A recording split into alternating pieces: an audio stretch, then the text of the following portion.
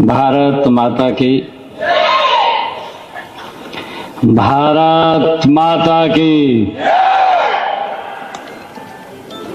अब लगा है कि एबीवीपी के मैं 56वें अधिवेशन में यहाँ पहुँचा हूँ।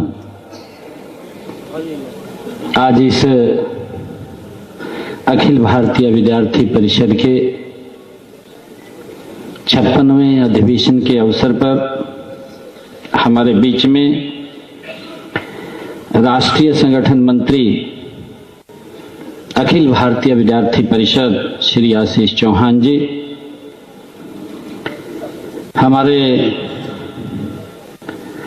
पर्वतारोही पद्मश्री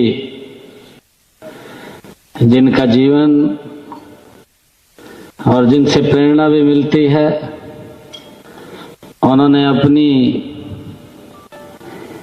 जो कठिन परिश्रम किया है उसके बारे में भी हम सबको अवगत कराया है। आज की विशिष्ट अतिथि श्रीमती अरुणिमा सिन्हा जी, हमारे अखिल भारतीय विद्यार्थी परिषद के प्रांत के माननीय अध्यक्ष डॉक्टर सुशील मेहता जी, प्रांत के हमारे मंत्री सुशील वर्मा जी, हमारे समिति के आज के अध्यक्ष Sajjan Kumar Jain ji, chairman Indo Autotech limited, हमारे पूर्व प्रांत मंत्री अखिल भारतीय विद्यार्थी परिषद रामवीर जी, नगर के हमारे माननीय अध्यक्ष पारस चौधरी जी और नगर की हमारी मंत्री कुमारी मीनाक्षी शर्मा जी, पूरे हरियाणा प्रदेश के कोने कोने से आए हुए अखिल भारतीय विद्यार्थी परिषद के हमारे सभी छात्र छात्राएं, सभी पदाधिकारी, आज अखिल भारतीय विद्यार्थी परिषद के 56वें प्रांत अधिवेशन में आप सभी के बीच आज मुझे आकर के बड़ा गौरव महसूस हो रहा है। मैं हरियाणा प्रदेश के कोने कोने से यहाँ पर पहुंचे हमारे सभी युवा साथियों का मैं हार्दिक धन्यवाद करता हूँ, आप सबका स्वागत करता हूँ। आप 3 दिन इस अधिवेशन में रहने वाले हैं और विभिन्न विषयों के ऊपर आप यहाँ पर चर्चा करने वाले हैं। 14, 15, 16 को हम सब यहाँ से जाएंगे और हम अलग अलग विषय के ऊपर मिलकर के हम चर्चा करेंगे। मैं कामना करता हूं कि आप राष्ट्रभक्ति, भारत के सांस्कृतिक मूल्यों का प्रसार करने और सामाजिक जागरूकता बढ़ाने के अपने अभियान में निरंतर सफलता प्राप्त करें, ऐसी मैं कामना करता हूं। इस मंच पर आने से पहले मैंने ऐसे महान राष्ट्रभक्त युवा राजा नाहर सिंह जी के जीवन पर जो यहाँ प्रदर्शनी लगी है उसको देखा भी है। मैं युवाओं पर आधारित, युवाओं को प्रेरित करने वाली इस प्रदर्शनी के आयोजन की भी मैं सराहना करता हूं, बधाई देता हूं। आप सब जानते हैं कि बल्लभगढ़ के राजा नाहर सिंह जी ने मात्र 18 साल की आयु में ही राजगद्दी संभाली थी और 36 साल की युवावस्था में देश की आजादी की लड़ाई लड़ते हुए उन्होंने अपने प्राणों का बलिदान दिया था। हम सब उस इतिहास को जानते हैं। उन्होंने 1857 के प्रथम स्वतंत्रता संग्राम में तन मन धन और क्रांतिकारियों का साथ दिया था और अंग्रेजी सेना का उन्होंने डट करके मुकाबला किया था। ऐसा महान व्यक्तित्व, मैं भारत माता के उस महान सपूत को भी आज इस पवित्र भूमि के ऊपर नमन करता हूं, उनको प्रणाम करता हूं। युवा साथियों, अखिल भारतीय विद्यार्थी परिषद केवल एक छात्र संगठन नहीं है, बल्कि यह एक विचारधारा है। यह विद्यार्थियों को राष्ट्रहित में सोचने और कार्य करने के लिए प्रेरित करती है। इसका उद्देश्य केवल शिक्षा तक सीमित नहीं है, बल्कि समाज में सकारात्मक परिवर्तन लाने और एक आदर्श नागरिक बनाने की प्रक्रिया में ये सहायक बनाना है।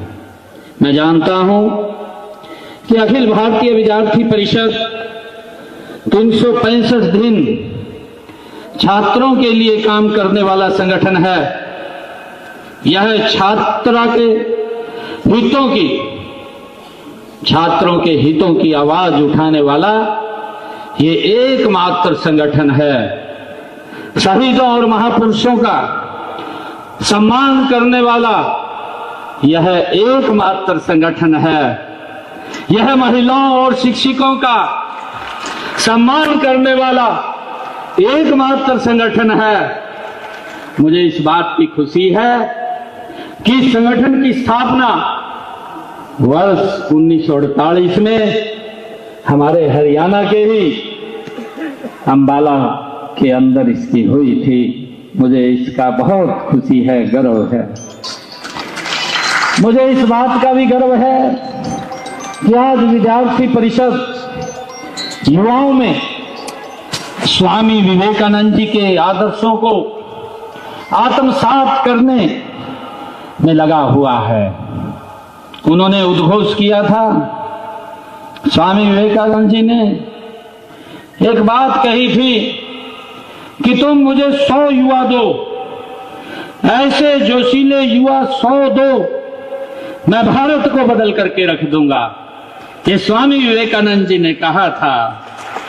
स्वामी जी कहते थे कि हमारे युवाओं के बुजदंड लोहे के और मांसपेशियां फौलाद की हैं। ये स्वामी जी का वाक्य था। उन्होंने युवा शक्ति पर अत्यंत विश्वास था। उन्होंने भारतीय युवाओं को यह ओजस्वी संदेश दिया था। स्वामी विवेकानंद जी ने कहा था कि तुम्हें ध्येयवादी युवक बनना चाहिए। ये स्वामी विवेकानंद जी के शब्द हैं कि तुम्हें ध्येयवादी युवा बनना चाहिए। अपने पैरों पर स्वयं खड़े हो जाओ, देरी न करो, क्योंकि जीवन क्षण भंगुर है। ये स्वामी विवेकानंद जी ने कहा। हमें उनसे प्रेरणा मिलती है अपनी जाति, देश और मानव कल्याण के लिए अपने जीवन का त्याग करना सीखो। ये स्वामी विवेकानंद जी के शब्द थे। मेरे सामने ऐसी ही नई ऊर्जा से सरोवर युवा पीढ़ी विराजमान है। मुझे आप में 21वीं शताब्दी के शक्तिशाली भारत की उज्जवल तस्वीर दिखाई दे रही है। साथ ही मेरी खुशी की इस बात को लेकर के दोगुनी हो जाती है कि मैं ऐसे संगठन के बीच उपस्थित हूं जिसमें से देश का वर्तमान नेतृत्व निकला है। हम सबके लिए गर्व की बात है कि आज केंद्र सरकार और राज्य सरकारों में हमारे इसी मातृ संगठन अखिल भारतीय विद्यार्थी परिषद से अनेक मंत्री और अनेक बड़े पदों की जिम्मेवारियां संभाल रहे महानुभाव अखिल भारतीय विद्यार्थी परिषद से ही निकले हैं। ये हमारे लिए बड़ी गर्व की बात है।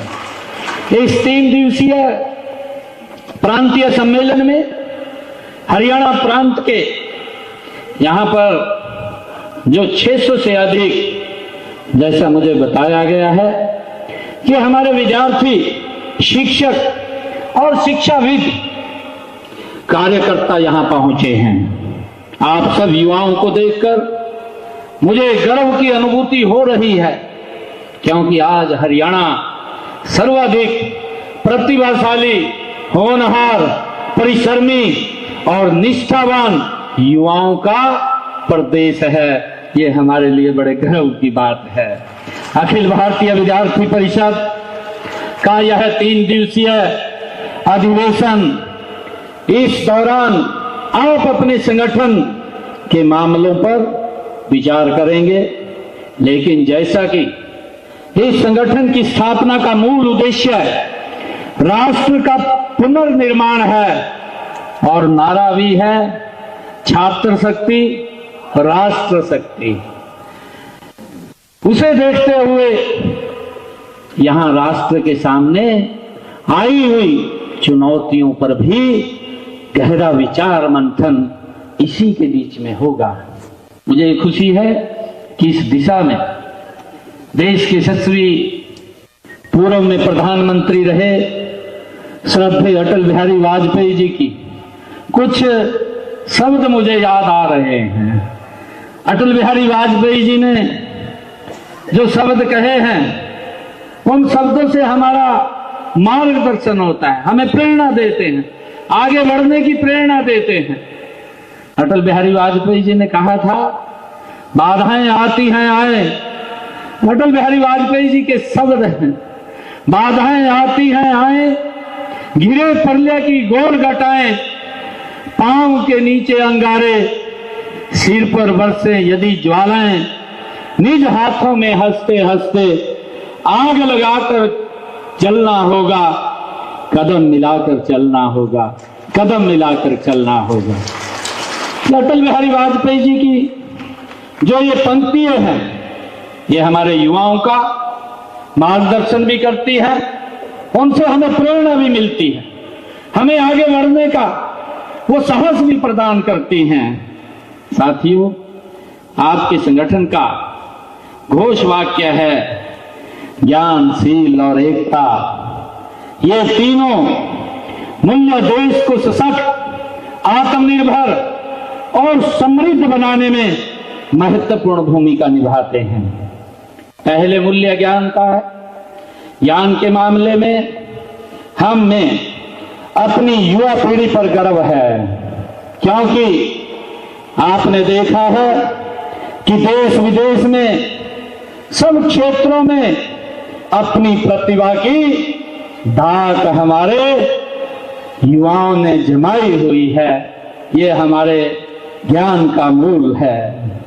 दूसरा मूल्य जो शील है, शील का सीधा संबंध वो चरित्र से है। चरित्र के बारे में एक पुरानी बात मैं कहना चाहूंगा। कहा जाता है कि व्यक्ति की अगर धन संपदा नष्ट हो गई हो तो कुछ नष्ट नहीं होता। ये हमारे पूर्वज, हमारे बुजुर्ग भी इस प्रकार की लोकती, इस प्रकार के शब्द वो हमारे सामने रखते थे, जिससे हमें प्रेरणा भी मिलती थी। वो कहते थे कि व्यक्ति की धन संपदा अगर नष्ट हो जाए तो व्यक्ति का कुछ नष्ट नहीं होता। यदि स्वस्थता तो गया तो कुछ नष्ट होता है, और लेकिन अगर चरित्र चला गया तो व्यक्ति का सब कुछ नष्ट हो जाता है। ये शील का सीधा संबंध इससे है। मुझे खुशी है जो घोष वाक्य है वो तीसरा शब्द है एकता। एकता कोई भी देश, समाज और संगठन एकता के आधार स्तंभ पर ही खड़ा रह सकता है। गर्व की बात है कि आपके राष्ट्रवादी संगठन ने पिछले 75 सालों में भारत की एकता व अखंडता के लिए कड़ा संघर्ष किया है। इसी एकता व अखंडता को स्थापित करने वाले भारत के संविधान का 75वां साल अब पूरा देश मना रहा है। पूरे देश में हमारा संविधान, हमारा स्वाभिमान, ये अभियान चल रहा है। ऐसी ही राष्ट्रीय और सांस्कृतिक एकता का संगम इन दिनों प्रयागराज में महाकुंभ के रूप में देखने को हम सबको मिल रहा है। मुझे खुशी है कि इस बार के महाकुंभ में युवाओं की जो भागीदारी पहले से बहुत अधिक हो रही है, यह इस बात का परिणाम है कि हमारे युवा संस्कृति के प्रति जागरूक हो गए हैं। इस जागरूकता में अखिल भारतीय विद्यार्थी परिषद की महत्वपूर्ण भूमिका है। इसके लिए मैं आप सबको बहुत बहुत साधुवाद भी देता हूं। इससे पहले ऐसा ही परिदृश्य पिछले साल अयोध्या में भगवान श्री राम के भव्य दिव्य और मंदिर में रामलला की प्राण प्रतिष्ठा के समय भारत में देखने को मिला है। उस समय पूरे भारत में ही नहीं बल्कि पूरी दुनिया में जहां पर भी भारतीय संस्कार फैले हैं वहां दिवाली मनाई गई है, जिससे भी आप जैसे युवाओं ने बहुत बड़ी भूमिका इसमें निभाई है। मैं आपको ये कहना चाहूंगा कि किसी शायर ने कहा है कि हयात लेके चलो, कायनात लेके चलो, हायनात लेकर चलो, कायनात लेकर चलो, चलो तो सारे जमाने को साथ लेकर के चलो। साथियों, किसी भी राष्ट्र का भविष्य उसकी युवा पीढ़ी पर निर्भर करता है। भारत के पास आज विश्व की सबसे बड़ी युवा शक्ति है और यह हमारी जिम्मेवारी बनती है कि हम इस ऊर्जा को सही दिशा में लगाएं। और मैं माननीय प्रधानमंत्री जी का विशेष रूप से आभारी हूं। उन्होंने विकसित भारत हेतु युवाओं को पहला स्तंभ माना है। आदरणीय प्रधानमंत्री जी का मानना है कि विकसित भारत का निर्माण करने के लिए हमें 4 स्तंभों को मजबूत करना होगा। अभी प्रधानमंत्री जी ने कहा था, ये स्तंभ जो अमृत स्तंभ के माध्यम से हमारी युवा शक्ति, हमारी नारी शक्ति, हमारे किसान और मध्यम व गरीब वर्ग, इसमें युवा शक्ति आप मेरे सामने बैठे हैं। विकसित भारत की शक्ति आप हैं। आपके ही बलबूते हरियाणा विकसित भारत के निर्माण में सशक्त भूमिका निभा रहा है। मुझे गर्व है कि आप आज हर क्षेत्र में आगे हैं। आपने अपनी प्रतिभा के बल पर देश विदेश में धाक जमाई हुई है। हरियाणा की पहचान अगर धाकड़ है तो वो पहचान यहाँ के धाकड़ नौजवानों के कारण है, आपसे है। यह मुझे खुशी है। हमारी सरकार का यह तीसरा कार्यकाल पिछले 2 कार्यकालों के 10 वर्षों में हमने पूरा प्रयास किया है कि युवाओं को खुला आसमान दें। हमने युवाओं को 21वीं सदी की आधुनिक शिक्षा देने के लिए नई राष्ट्रीय शिक्षा नीति लागू की है। हाथ के हुनर से कमाल करने वाले नौजवानों की मदद के लिए पीएम विश्वकर्मा योजना लागू की है। प्रदेश के युवाओं को स्किल से जोड़ने के लिए राज्य में देश का पहला श्री विश्वकर्मा कौशल विश्वविद्यालय खोला गया है, जिससे कि हमारे युवाओं को नई नई तकनीक से उसके माध्यम से जोड़ा जाता है। आप सब जानते हैं कि हर युवा का एक सपना होता है कि वह अच्छी नौकरी लगे, अपना रोजगार शुरू करे, अपने परिवार देश समाज के लिए कुछ करे। आप जिस भी लक्ष्य को हासिल करना चाहते हैं, हम उसका पूरा साथ आप लोगों का देंगे। मुझे खुशी है कि जब इरादा बना लिया ऊंची उड़ान का, फिर देखना फजूल है कद आसमान का। मुझे ये खुशी है कि फिर चाहे शिक्षा की बात हो या स्किल डेवलपमेंट की बात हो, स्वयं रोजगार के लिए मदद की बात हो अथवा विदेश में जाने की बात हो, हर कदम पर हम आपके साथ हैं, आपके साथ खड़े हैं। आपको मजबूत करने के लिए हरियाणा सरकार मजबूती से आपके साथ है। हमने आपके सपनों को पूरा करने के लिए पिछले 10 सालों में हम देखते भी हैं, क्योंकि अलग अलग ये विचारधारा होती है। अभी देखने को मिला है, उसका अंतर भी लोगों ने स्पष्ट रूप से अपनी आंखों से देखा है।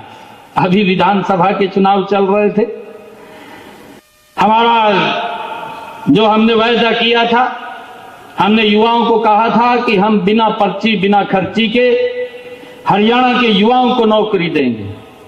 और हमने अपने संकल्प पत्र में भी ये भी बात कही है कि हमने जो पीछे नौकरियां दी हैं, आने वाले 5 वर्षों के अंदर हमारी सरकार हरियाणा प्रदेश के अंदर 2 लाख युवाओं को बिना पर्ची बिना खर्ची के नौकरी देने का काम हरियाणा सरकार की करेगी।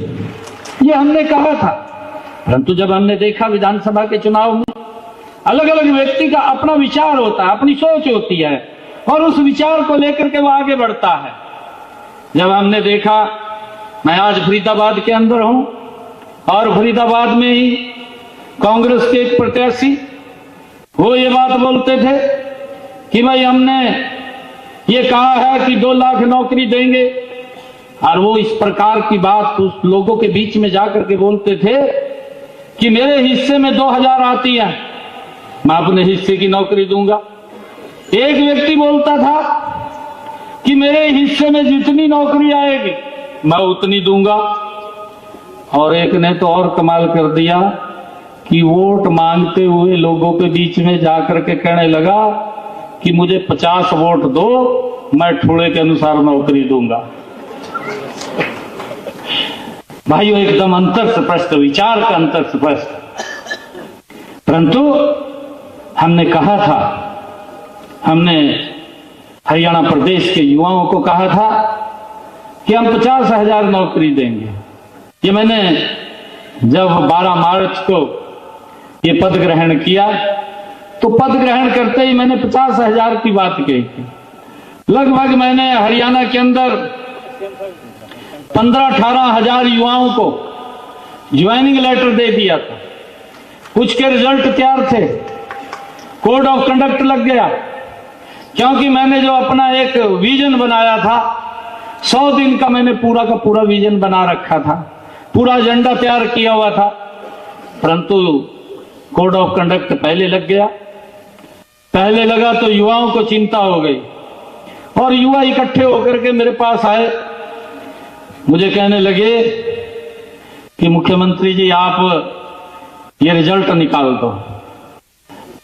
मैंने कहा कि निकाल देंगे, और हमारे जो विपक्षी दल हैं, जो युवाओं को रोजगार देने की बात करते थे, वो चीफ इलेक्शन कमीशन पे चले गए वो हाई कोर्ट गए और जाकर के कहने लगे कि हरियाणा सरकार रिजल्ट निकाल रही है या उसको रोका जाए। चीफ इलेक्शन कमीशन ने एक लेटर जारी किया कि कोड ऑफ कंडक्ट लग रहा है, आप रिजल्ट ना जारी करें। तो मैंने कहा कि हम नहीं करेंगे। युवाओं को ज्यादा चिंता हुई क्योंकि भय था, एक वातावरण बना हुआ था, वातावरण ऐसा बना हुआ था कि जैसे आज ही सरकार में हम बैठे हैं। और युवाओं को बड़ी दिक्कत, बहुत वो इस बात को लेकर के चिंतित थे कि हमने इतनी मेहनत करके परीक्षा पास की है, हमारा क्या होगा। वो मेरे पास आए, कहने लगे कि आप रिजल्ट निकाल दो। मैंने कहा कि रिजल्ट तो मैं नहीं निकाल सकता क्योंकि चुनाव आयोग का आदेश आया है, परंतु एक वादा आप लोगों से करता हूं कि मैं सख्त बाद में लूंगा, पहले आप लोगों का रिजल्ट निकालने का काम हमारी सरकार करेगी, आपको ज्वाइनिंग लेटर दूंगा। मुझे खुशी है हरियाणा प्रदेश के लोगों ने एक बड़ा विश्वास वो किया है और हमने उस बात को पूरा किया है। ये इतिहास की पहली हरियाणा की घटना है कि एक समय के अंदर बिना पर्ची बिना खर्ची के हरियाणा के 25,000 युवाओं को ज्वाइनिंग लेटर देने का काम ये हमारी सरकार ने किया है। मैंने बाद में साइन किया अपने उसके ऊपर, पहले उनको ज्वाइनिंग लेटर दिया। हमने जो कहा उस बात को पूरा किया है और आज इस बात का चर्चा आज हर गांव के अंदर है, हर मोहल्ले के अंदर है। हमने जो कहा है उसको पूरा किया है। ये विचार की बात है। एक विचार ये है, एक विचार वो है। लोग अंतर महसूस करते हैं कि कौन सा अच्छा है, किसके साथ चलना है, किसके साथ नहीं चलना है, निर्णय लोग करते हैं। मुझे खुशी है हमने पिछले 10 सालों में हरियाणा प्रदेश के अंदर 1,75,000 युवाओं को बिना पर्ची खर्ची के नौकरी देने का काम हमारी सरकार ने किया है। मुझे ये भी खुशी है कि हमने अपने हरियाणा प्रदेश के अंदर जो HKRN पे लगे हुए थे या जो कोई युवा हमारा जो पार्ट 1 में लगा हुआ था, पार्ट 2 में लगा हुआ था, ऐसे 1,20,000 युवाओं को भी सुरक्षित करने का काम ये हमारी सरकार ने किया है। भाइयों, मुझे खुशी है कि हमने हरियाणा में कौशल रोजगार निगम के माध्यम से भी युवाओं को न केवल रोजगार दिया है बल्कि उन्हें रोजगार की सुरक्षा को न केवल उनको 58 साल तक भी कोई बाहर नहीं कर पाएगा, इसके लिए भी हमने कानून बना करके उनको सुरक्षित करने का काम ये हमारी सरकार ने किया है। मुझे ये भी खुशी है कि हम देखते हैं हमने इसके ऊपर और सख्ताई अभी की है। डोंकी के माध्यम से हमारा युवा वो बाहर जाता है, वो गलत रास्ता है, परंतु हमने हरियाणा के अंदर विदेश सहयोग विभाग उसका गठन किया है और विदेश सहयोग विभाग के माध्यम से हम युवाओं को जहां से भी जिस प्रकार की डिमांड हमारे पास आती है हम युवाओं को बाहर भेजने का काम करते हैं और सुरक्षित तरीके से करते हैं। इसको और गति से आगे बढ़ाने का काम हम करेंगे ताकि हमारा युवा ये गलत रास्ते से बाहर ना जाए, क्योंकि अपनी जान को जोखिम में डाल करके वो यहां से जाता है। परंतु हमने जो विदेश सहयोग विभाग बनाया है, इस विदेश सहयोग विभाग के माध्यम से युवाओं का सिर्फ किराया ही लगता है, सारा का सारा कोई खर्चा नहीं होता, उसका ओनली टिकट का किराया ही लगता है और उसको बाहर भेजने का काम हम करते हैं। लगभग हमने 3-4 ग्रुपों में युवाओं को अभी भेजने का काम किया है, आगे भी हमने इसकी तैयारी की हुई है। और हमने युवाओं को कॉलेज के अंदर ही हमने ये निर्णय किया कि हमारा युवा अगर बाहर पढ़ने के लिए जाता है उसका पासपोर्ट भी कॉलेज के अंदर ही बनता है। ऐसे 35,000 युवाओं के पासपोर्ट कॉलेज के अंदर ही बनाने का काम ये हमारी सरकार ने किया है। प्राइवेट क्षेत्र में भी युवाओं को रोजगार के बेहतर अवसर मिल सके, इसके लिए हमने डुअल सिस्टम ऑफ ट्रेनिंग के तहत लगभग 258 उद्योगों के साथ MOU साइन कर युवाओं को व्यावहारिक प्रशिक्षण देने का काम भी हमारी सरकार ने शुरू किया है। हमारा लक्ष्य है कि वर्ष 2030 तक राज्य का हर युवा हुनरमंद हो और वित्तीय रूप से समृद्ध हो, और इसी लक्ष्य की प्राप्ति के लिए हमने स्कूलों के अंदर जो NSQF, कॉलेजों में पहल योजना, विश्वविद्यालयों में इंक्यूबेशन सेंटर्स और तकनीकी संस्थान उद्योगों की जरूरतों के अनुसार प्रशिक्षण के लिए उद्योगों के साथ हमने MOU करने जैसे कारगर कदम हमारी सरकार ने उठाए हैं। हमने शिक्षा के क्षेत्र में भी नई ऊंचाइयों को प्राप्त किया है। शिक्षा में सुधार के लिए उच्चतर शिक्षा परिषद की स्थापना हुई है।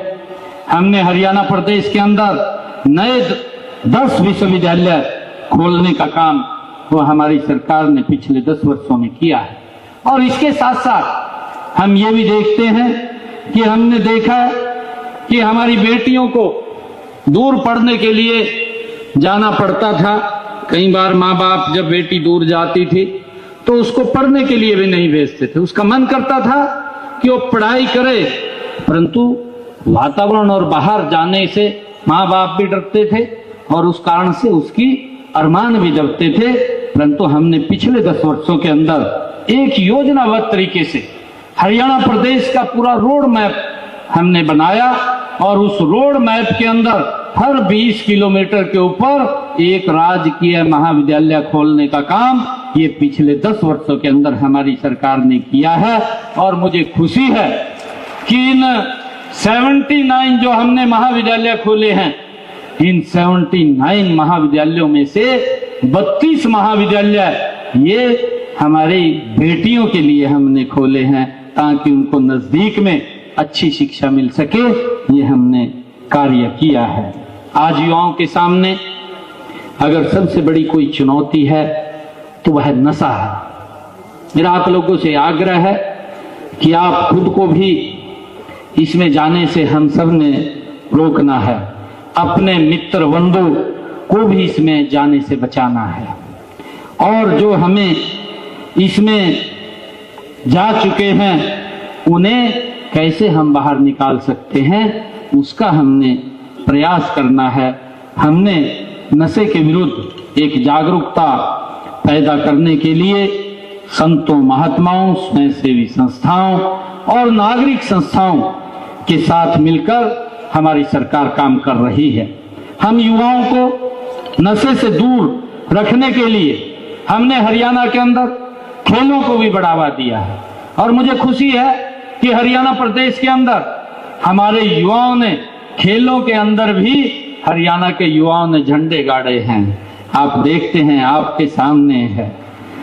मुझे खुशी है कि हमें अपने विद्यार्थियों की प्रतिभा और क्षमता पर पूरा भरोसा है, और इस प्रतिभा व क्षमता को निखारने व चमकाने के लिए हम हर संभव साधन व सहायता उपलब्ध करा रहे हैं।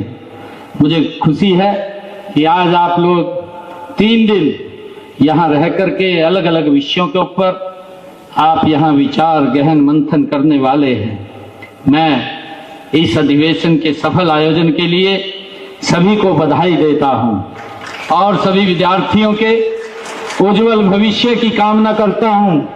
मैं आशा करता हूँ कि यह अधिवेशन नए विचारों और संकल्पों को जन्म देगा और सभी युवा जीवन में नित नई ऊंचाइयों को स्पर्श करेंगे।